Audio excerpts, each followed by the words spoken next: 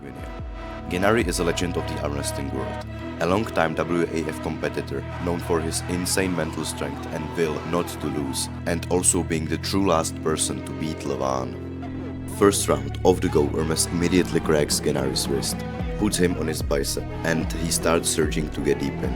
Now it takes a few surges, but Ermes eventually gets it.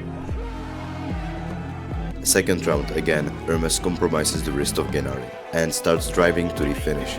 Gennari does everything in his power to hold the drives. Press to the side, surely we'll finish from there. Huge ask for Gennari Quickpedia to pull this match back from there. If he holds on to it, he's got a shot. But Ermes can't transition to that press. He needs to watch his elbow. Uh-oh, I like it. However, Ermes then transitions to a press, and the second round is his as well. Third round, Gennari's wrist gets cracked again, but this time he is able to maintain his pronation better. Ermes drives, Gennari then responds. That's better, that's better, that's better.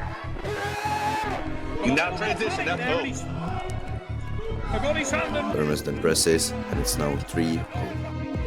Round 4 was pure chaos. Ermes cracked the wrist once more, drove forward, but fouled off the back of the pad.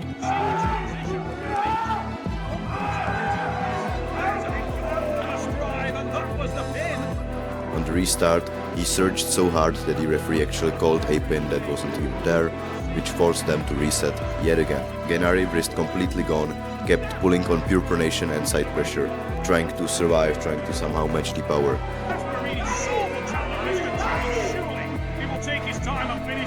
Ermes stayed calm, switched to a press, and once again drove to the pad, clean 4-0.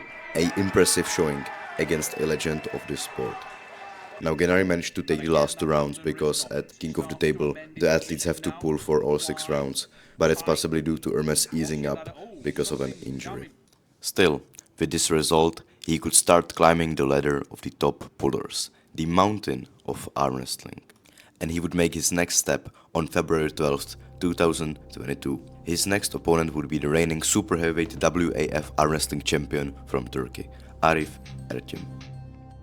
From the start, both athletes show incredible energy. Out of the straps, Arif gets on the offensive, then Ermes counters and both athletes slip.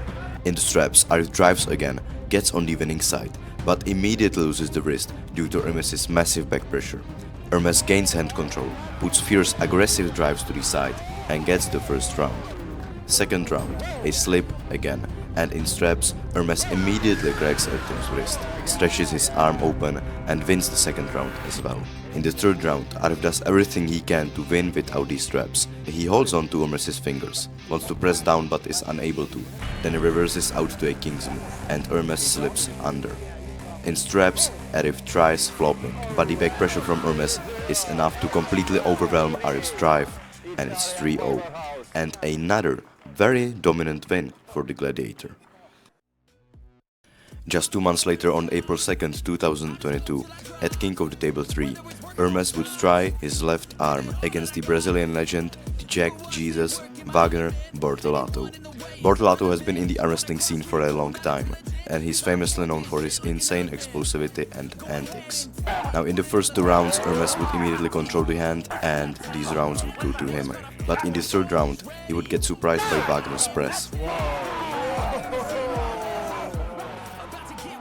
But then he would lock in and seal the match.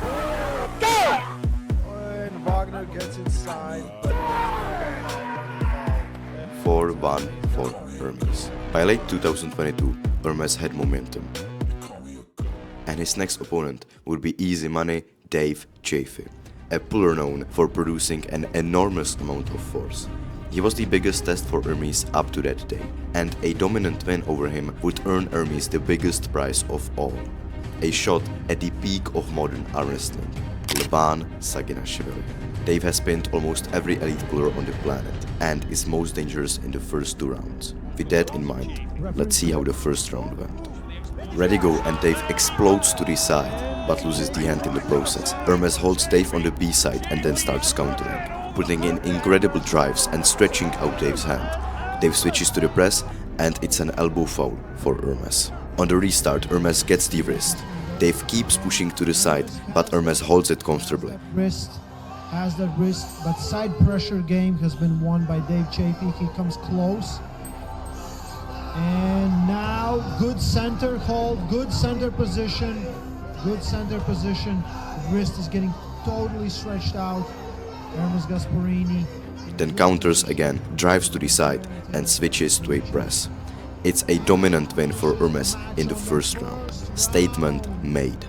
Second round, Dave pushes again, but Ermes contains even better than last time, puts enormous back pressure into Dave's fingers, and then counters, presses down, 2-0 Ermes.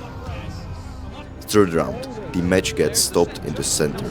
Dave slowly tries going to the side, slowly pushing, keeping his position, but Ermes holds it, presses down. However, Dave fouls before the pin. So they go again, it's a restart. Dave again starts pushing to the side, going slowly, trying to keep his position, not lose his fundamentals. But Ermes holds it beautifully, and then counters again, switches to a press, and it's a 3-0, an absolutely amazing, dominant win for the Italian gladiator. Wow! On that day, Ermes delivered one of the best performances of his career.